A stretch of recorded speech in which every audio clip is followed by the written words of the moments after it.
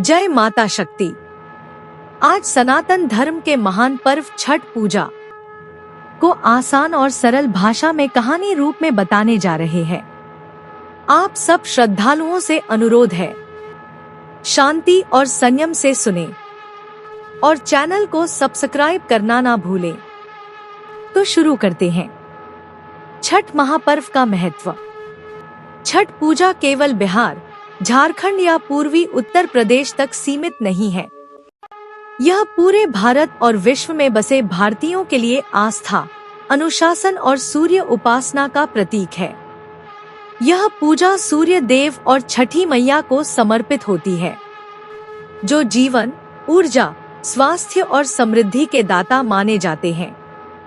लोग मानते हैं कि छठ मैया, जो सूर्य देव की बहन है, अपने भक्तों की हर सच्ची मनोकामना पूरी करती हैं।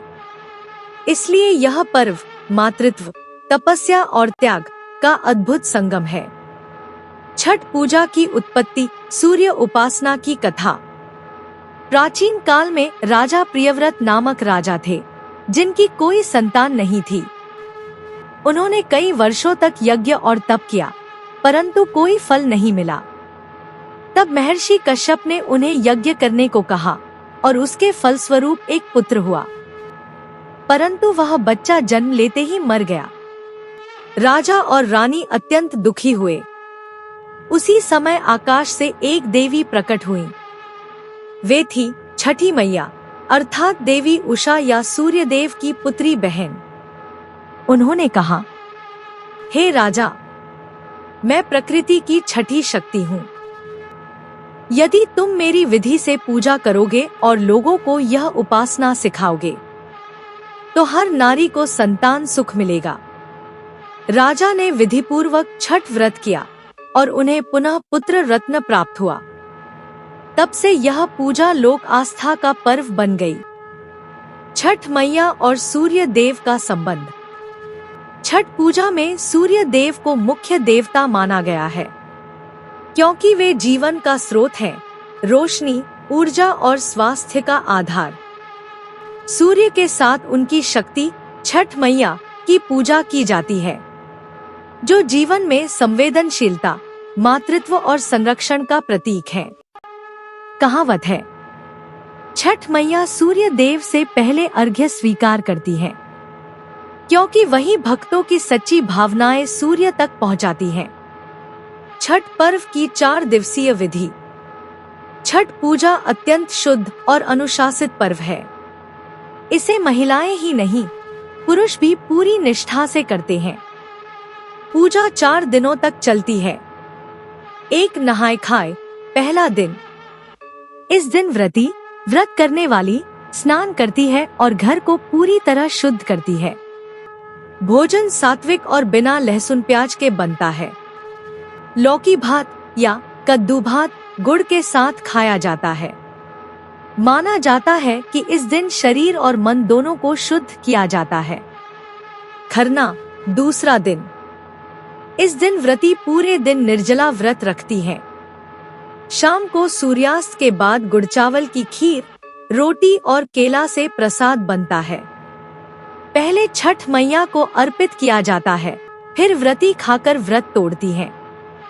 इसके बाद अगले 36 घंटे तक निर्जला उपवास बिना जल रखा जाता है। संध्या अर्घ्य। तीसरा दिन। इस दिन सूर्यास्त के समय व्रती घाट पर जाती हैं।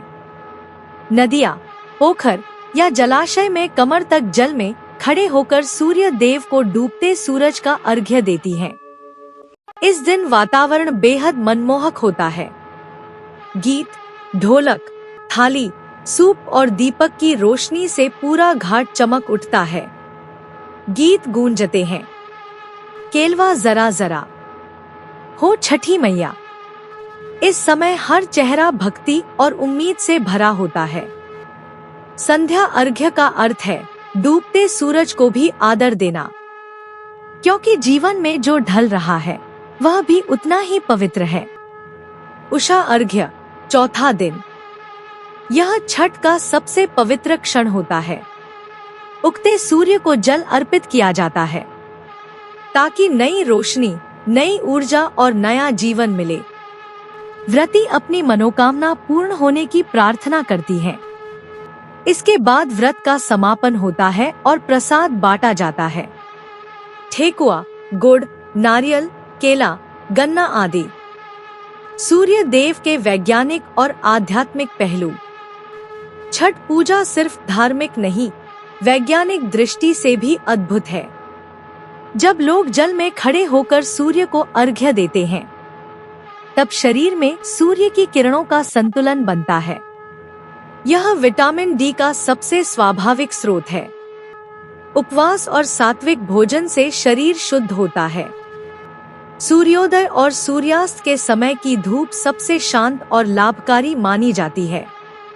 यह पर्व सिखाता है संयम, स्वच्छता और अनुशासन ही असली पूजा है। एक भक्त की कहानी, सूर्य देव का आशीर्वाद। गांव की सुनीता देवी की गोद खाली थी। वर्षों से वह संतान के लिए प्रार्थना कर रही थी, पर कोई फल नहीं मिला। एक दिन उसकी बूढ़ी सास बोली, बेटा, इस बार छठ मैया की पूजा कर।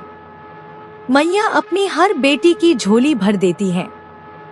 सुनीता ने श्रद्धा से छठ व्रत किया। 3 दिन तक भूखी प्यासी रहकर उसने सूर्य देव को प्रणाम किया, जल अर्पित किया और बोली, मैया, मेरी झोली खाली है, कृपा करो।